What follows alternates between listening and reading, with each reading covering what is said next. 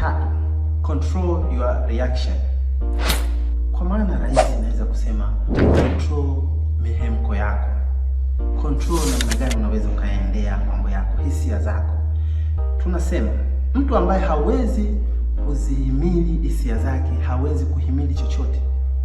Mtu ambaye hawezi control feelings zake hawezi control chochote, au hawezi control yoyote. Nguvu ya kwanza ya mtu ipo kwenye control hisia zako.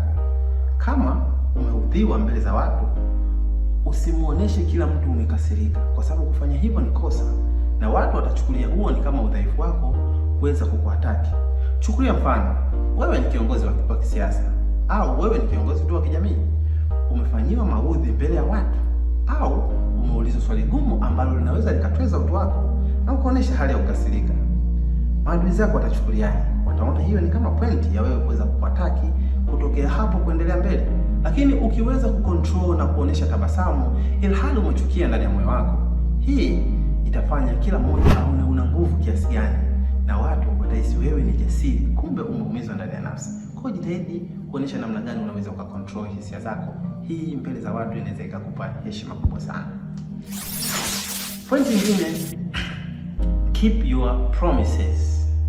Jitahidi kutunza ahadi zako. Hapa nazungumzia hata ahadi ndogo, kwa sababu ahadi ni kitu ambacho kinawapa watu wengi matumaini. Hata yule mtoto wako mdogo nyumbani, unapomwahidi kwamba jioni nikirudi nitakuletea Bablish, jioni nikirudi nitakuletea Big Bomb, usiporudi nayo, ukimwangalia usoni mtoto wako atakuja kwa bashasha tele kuja kukupokea, lakini pale atakapogundua kwamba hauna iko kitu ambacho ulimwahidi, utamuona amekuwa disappointed, amepoteza ile hali yake ya matarajio kwako wewe. Na hivyo ndivyo watu unaoahidi wanapokuwa pale ambapo unashindwa kutekeleza ahadi zako kwao. Unamwahidi kwamba utamuoa na hujatekeleza. Hii inamvunja moyo sana, na anaweza sikuamini katika maisha yako yote, na anaweza kuchukia muda wako. Umemwahidi kwamba utamlipa pesa yake siku fulani, na ile siku imefika haukulipa. Hii inapunguza uaminifu wako na heshima zako mbele za watu. Sasa kama unaamini kwamba utashindwa kutekeleza, basi unaomba usiwe mwenye kutoa ahadi mara kwa mara.